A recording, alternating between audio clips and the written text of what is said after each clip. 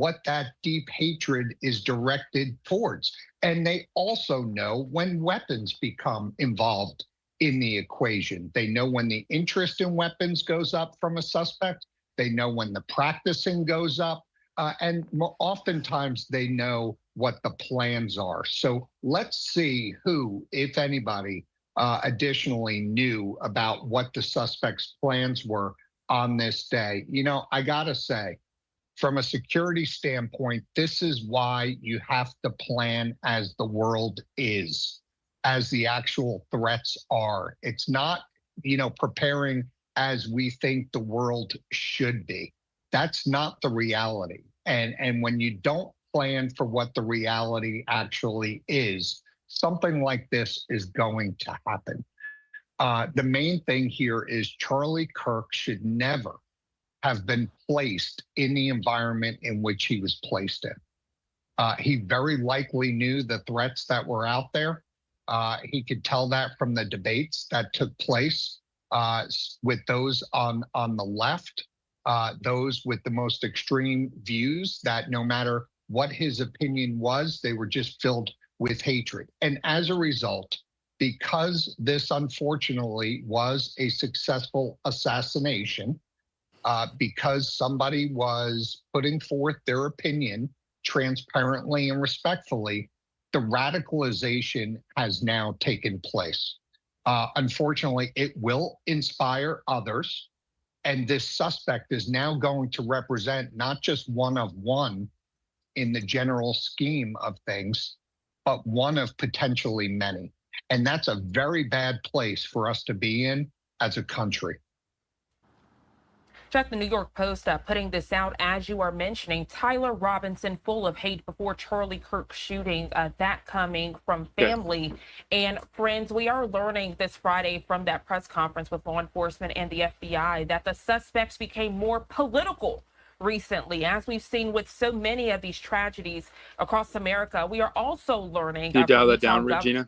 The volume at least. If you guys are just now joining us, my name is Regina Connell with West Virginia Wire. I have Sean Roberts with California Doge with me, you guys, and the suspect involved in the Charlie Kirk assassination has been apprehended. I was waiting to do this story. I was waiting to do a tribute piece on his birthday, which is next month. So I talked to Sean and I said, let's go ahead, because so many of us have been, wondering who this person is, why they did it, and all of that. So Sean, I'm gonna let you take the stage for a minute for as long as you want to speak, and I'll play that in the background, or if you want me to continue playing it. Do you want to say anything to your viewers?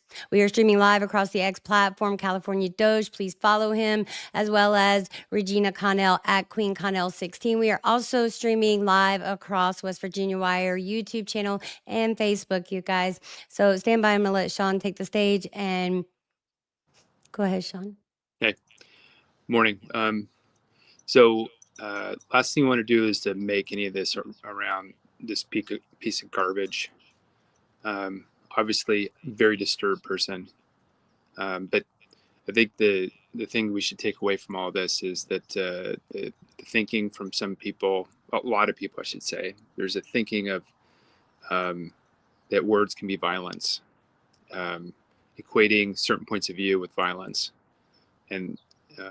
And unfortunately, with unstable people, mentally ill, this can be the outcome. They blur the lines between reality and the value of somebody's life, and they confuse these things with words. This obviously is a serious problem in society today. Been hearing and seeing all the different people that have different political views than Charlie Kirk talking about how, not all, but certainly enough to make it disturbing that this is exactly their view, that he deserved this because he used what they think of as violence through words. Can I piggyback on what you're saying really quick? So I do want to piggyback on this, you guys. So I have seen some disturbing footage where people supposedly from the right, whatever. This isn't about party. This isn't about any of this, any of that. So I did see someone ripped off a scooter for, celebrating what happened to Charlie Kirk. And I'll say it again, Charlie Kirk would not want us to behave that way, and neither would Jesus. We will exact justice. Now the suspect is in custody. Praise the Lord. And we will trust in our Lord God to exact the justice that is to be exacted.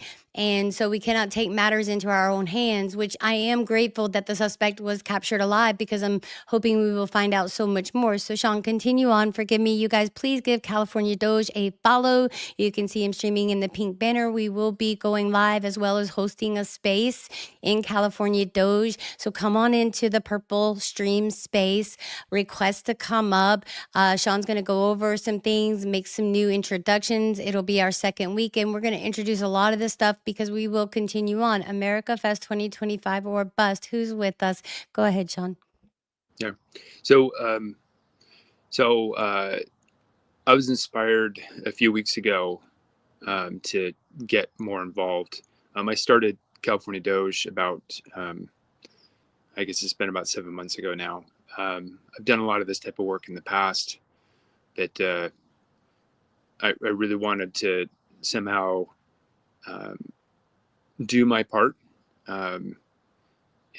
So I started pulling in a lot of data from sources available in California to try to make an attempt to improve California, improve my neighbors through information. So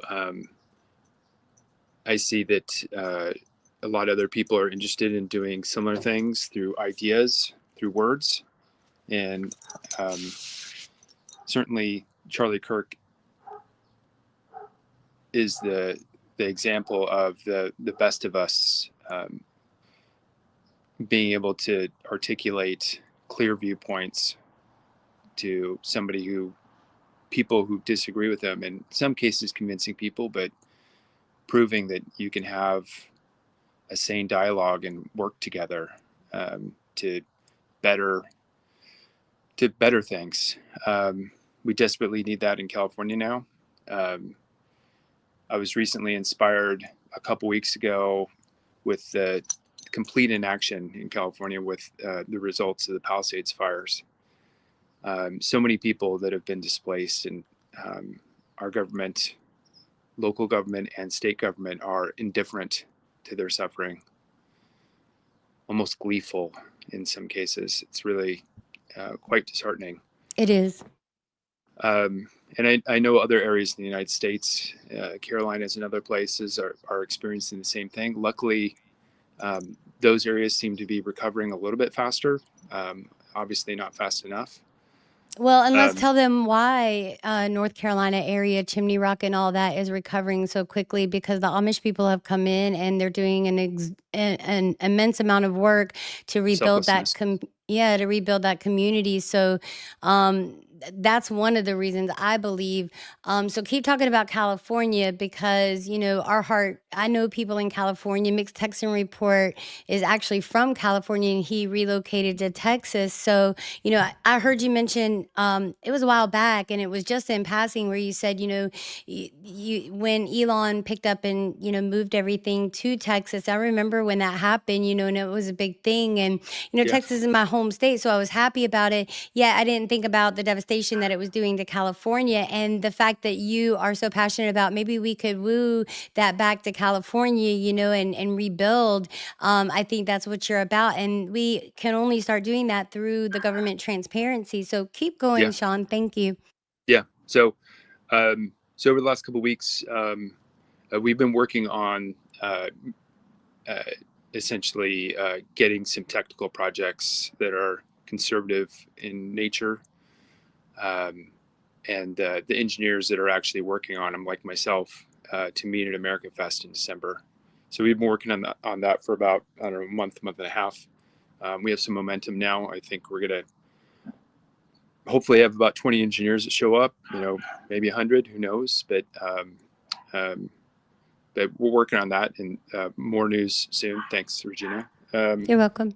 So, but over the last couple of weeks, I was inspired to a couple different things, but mostly just I want to try to make things better here faster.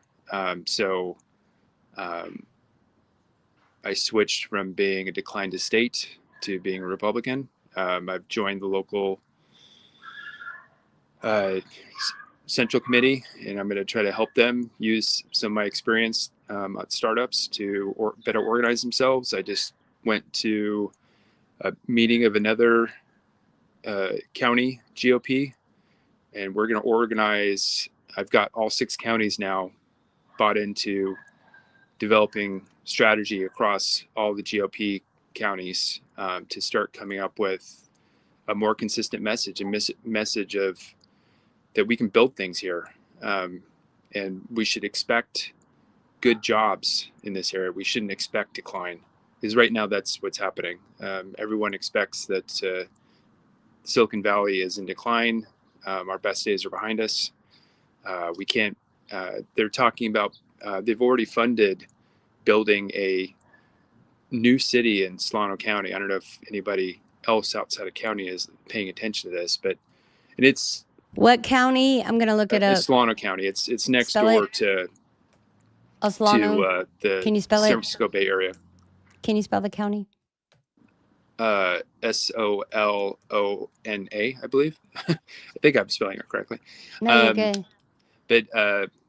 But the general idea, and I get the intent, and they've is to build a place where there's not restrictions, over the top regulations, slow permitting process, and build it with infrastructure and employment from the get-go.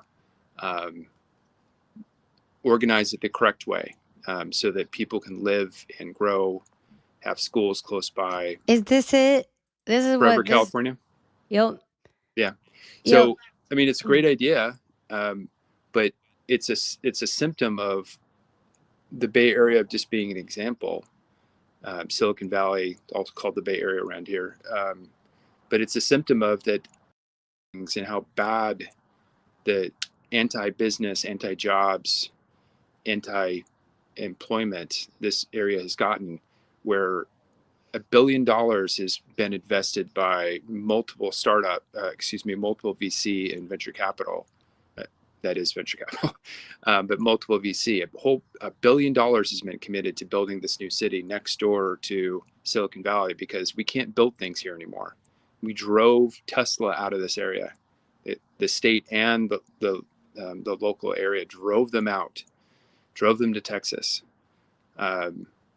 So if you guys are just coming in, the website that you're seeing up on the screen is the project that Sean is referring to, that, he's kind of questioning that is not a bad idea, but maybe we need to pick it apart a little bit more. So the website that I'm going to bring up next is actually the dogenetwork.org website. Right? And go over there. There's many options that you can choose from, right? You guys, please join the space tomorrow. If you want to be interactive and come up on the stage, have an opportunity to come and ask more questions about what America Fest 2025 or Bust is all about. We're going to be talking about all of that, plus what everyone's doing in their prospective states as it relates to the Department of Government Efficiency. So we've got California Doge here, and we are trying to get some form of West Virginia going on. But for right now, we're going to celebrate California, get it off the ground. And then, we focus our energies, and other things will come as we're working into things. So Sean, continue on. And if you want me to point out anything specific about the website so people can go there, finish telling them your vision, I could stay on for about 30 more minutes or longer. I know you said you were kind of hard pressed for time, so I've got work. Yes, so I want to keep you on track so that you can get back to what you need to be doing, and then we can bring the show to everybody tomorrow, because we had a huge turnout, even though we had some hiccups. You guys, Be patient with us. It's our second run, and we are going to be hosting the regular space as well as the live stream across California Doge. And I pulled that up. You can see we're only streaming on X, even though we're streaming. Oh, yeah, we're streaming on YouTube too. Sorry, guys. So please look right here, X So platform. if I could jump in, Regina, the thing that I'd really love, I love ideas on, like how we could work on things or what we could work on. But the thing that I'd really like to do, and very similar to how I'm trying to organize folks locally to, well, basically just organize them. So we are so weak if we try to tackle problems separately by ourselves. There's so many skills necessary and so many just bodies necessary to keep momentum going, and that's what we need to do both in our local areas, but also nationally. So I think what we're doing with the Doge network and just taking the idea of what I've done with California Doge is just a starting point. And me being inspired by the federal Doge work, it's very similar. I've made some adjustments, but I, like you've mentioned, Regina, we want to see West Virginia version of it come up, and I'm happy to work with folks to make that happen. Talking to somebody about Kansas, Brian is interested in doing it. Sorry, got it. Yeah, and let me jump in while the plane's going over your head. So let me just say the reason why I want to take my time with West Virginia is because I want to get to know my neighbors first. I'm going to mute you out for just a second, Sean. You're good. Okay, never mind. So I want to get to know my neighbors. So I've been to a couple of the county commission board meetings. I don't want to just come in there guns blazing. I want to audit you and pick you apart. I'm doing my research slowly, getting to know people. We've already met with our local sheriff.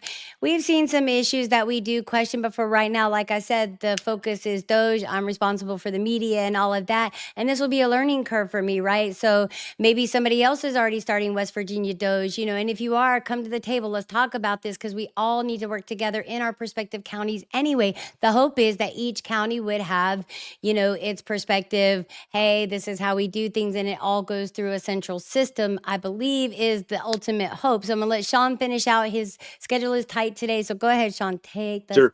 Sure. So if we can get 4 or 5 states working together, different teams, there's no reason why they couldn't have their own person focused on media, their own few people focused on data and pushing the bits to the UI, doing all the necessary things like many little organizations, and we can support them.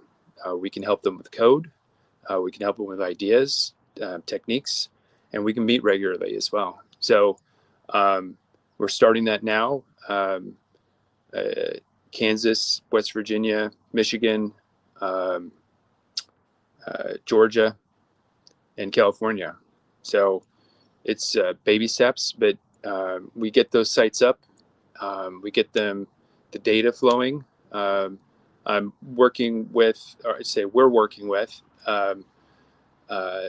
some folks on how to focus on the data pipelines, which is kind of the lifeblood of data transparency. Data constantly, you find new data sources. Maybe a recent data dump isn't in the same format as it was before. So you need a team and some smart people focused on the particular area, the state, and then you can have enough material available for that area so that reporters, researchers, analysts, Sean, activists. sorry, Yeah. just apology for a second. So we are going to have to get back to the update on the suspect in custody because that's what the title is. I was starting to rant, so that's good. No, you're not ranting. It's just we have to honor the title and all of that. So tell people where to find tomorrow. They know where to find you on the Eggs platform. So let's go ahead and get this wrapped up, and then we will be going live tomorrow, guys. The space will start at 12 p.m. Eastern Standard Time. Probably start about 5 minutes minutes early so we can get the testing out of the way. So just Yeah. show up at 12 p.m. Make sure you share it out, set your reminders. The live stream, you can come in through the live stream if you just want to view the live stream. It will all be from California Doge and only California Doge, streaming in pink and the space to make it less confusing. Then eventually we can branch out somehow. There's more stuff to come. That's why the website is important, to go over to the website. I'm going to pull it up as we speak. Because Doge Network/calendar as well. I got it. So, I got it. Hold on, Sean, please.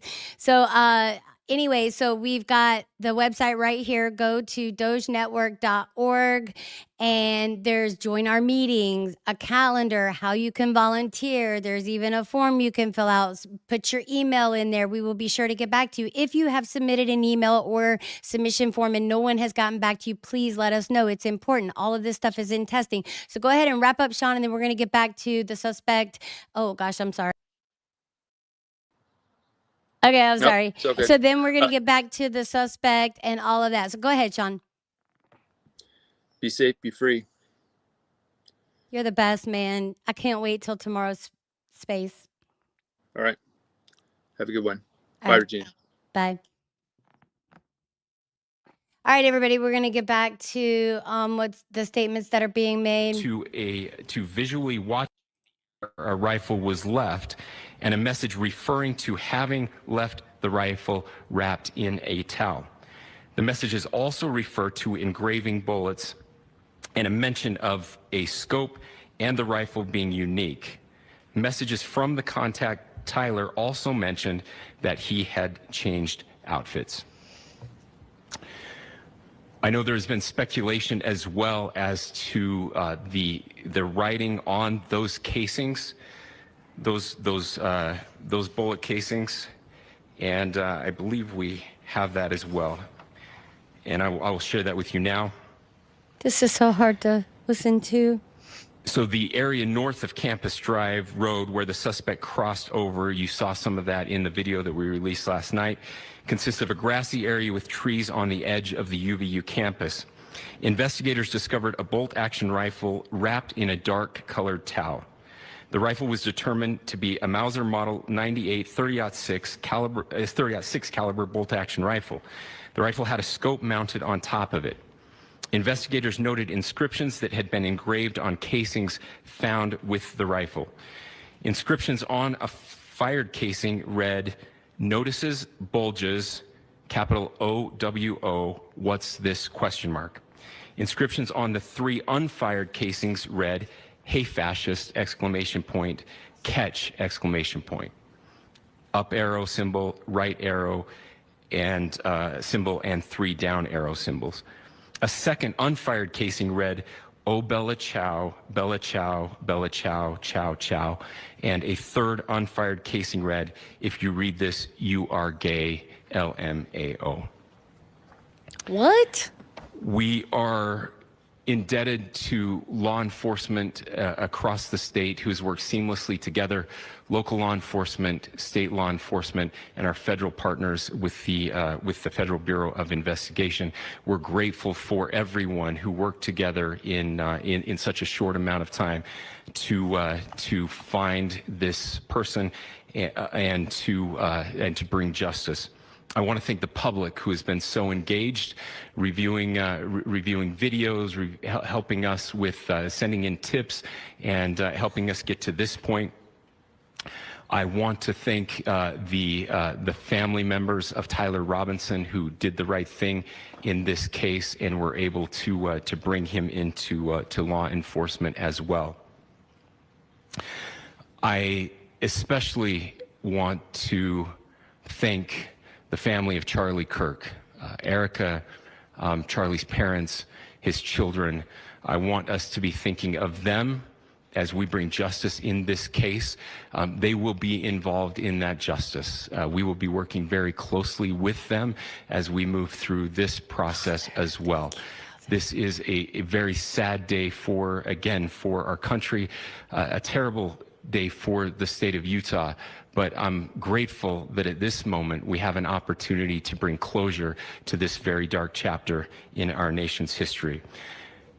With that, I will now turn the microphone over to the Director of the FBI, Kash Patel. All right, guys, we're going to hear from FBI Director Kash Patel. Thank you, Governor. This is what happens when you let good cops be cops. The FBI and our partners are proud to stand here today together to bring justice to the family of Charlie Kirk and honor his memory.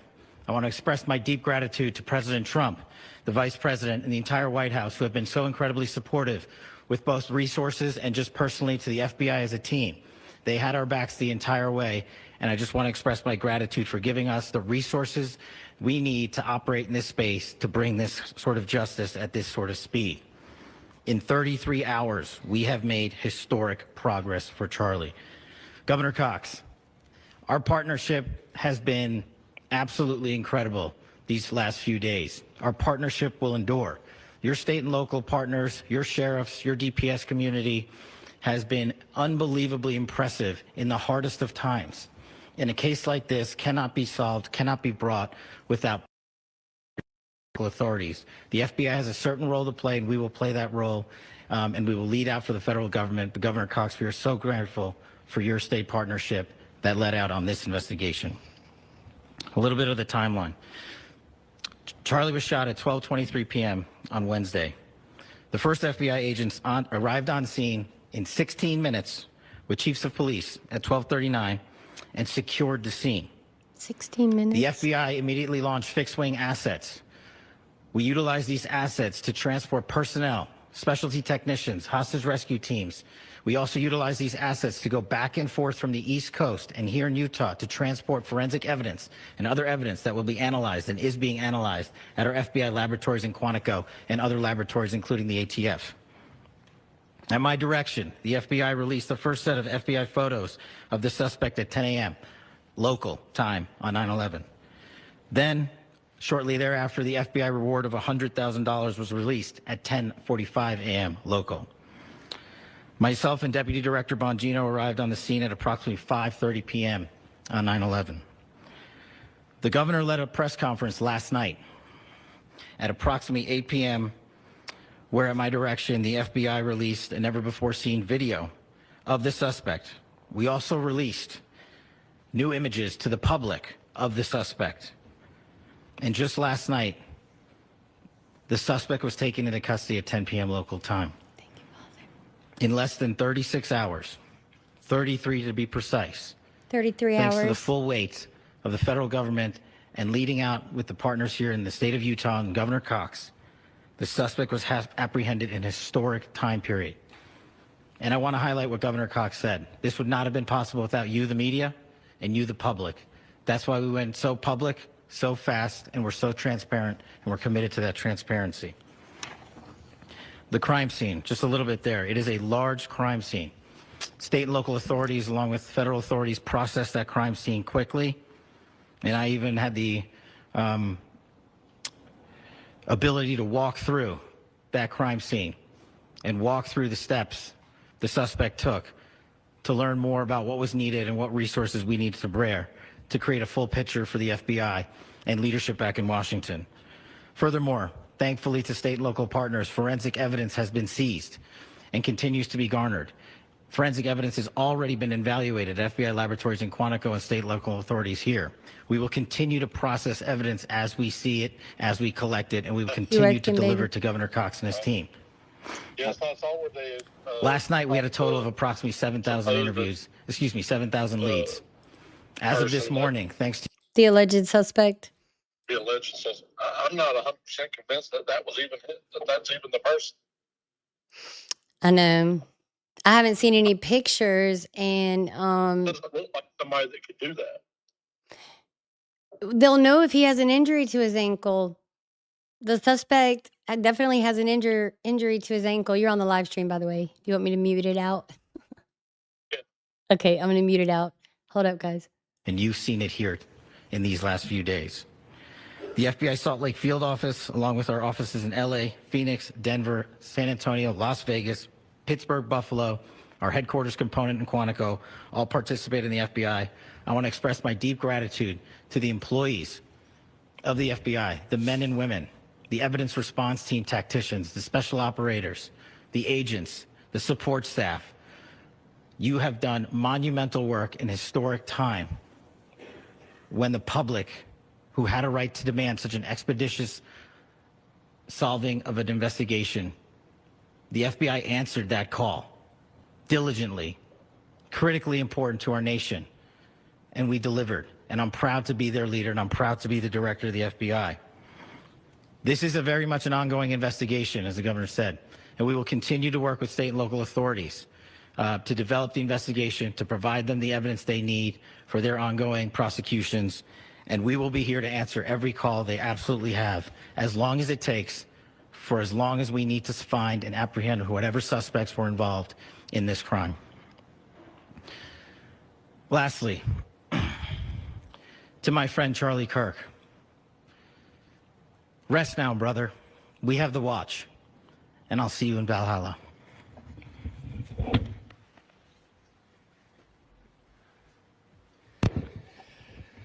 Thank you, and good morning. I would just like to take a few minutes as the sheriff to express my gratitude for everybody who has played a part in this investigation.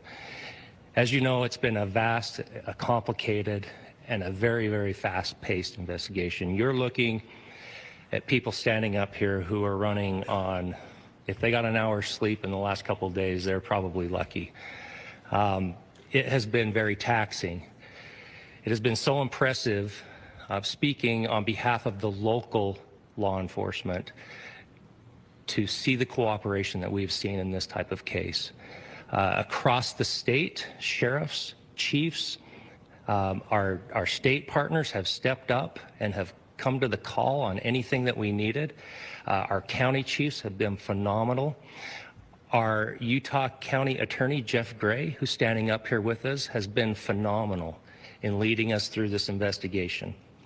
I would like to thank the federal government for their resources, their assets. Our local team here, our FBI team, has been extraordinary in helping us work through this and bring this person to justice. Most of all, I would like to thank the public, and specifically, I would like to thank the public who turned to prayers and who turned to positiveness for us. I would like to thank them on behalf of the law enforcement community, because we needed those prayers. That's what we needed to get through this. This is what I think, guys. Hold on one second. We needed your patience. Unmuted. So I don't know. I'm going to have to go and research everything. But it seems to me that, Big Russ has raised a lot of great questions. And I guess my only question would be really is, the rifle, did we see it drop off the roof? I believe the rifle was already up there waiting for him. And the footage of him going upstairs, you saw it appeared to be a man that passed him on the stairwell. Has anyone identified that man? Has he come forth? Does he have any recollection of passing this gentleman on the stairwell? And then it looked like he was going upward towards something. So I believe that rifle was already waiting for him up there. And is there any security footage to go back before it happened to view any suspicious activity around the roof? All of that. These are all questions I would like answered. Again, I haven't, we're just finding things out. These are all things that I'm curious about. Are you curious about it? Let us know. Let us know what you know. And this is how we share information. All right.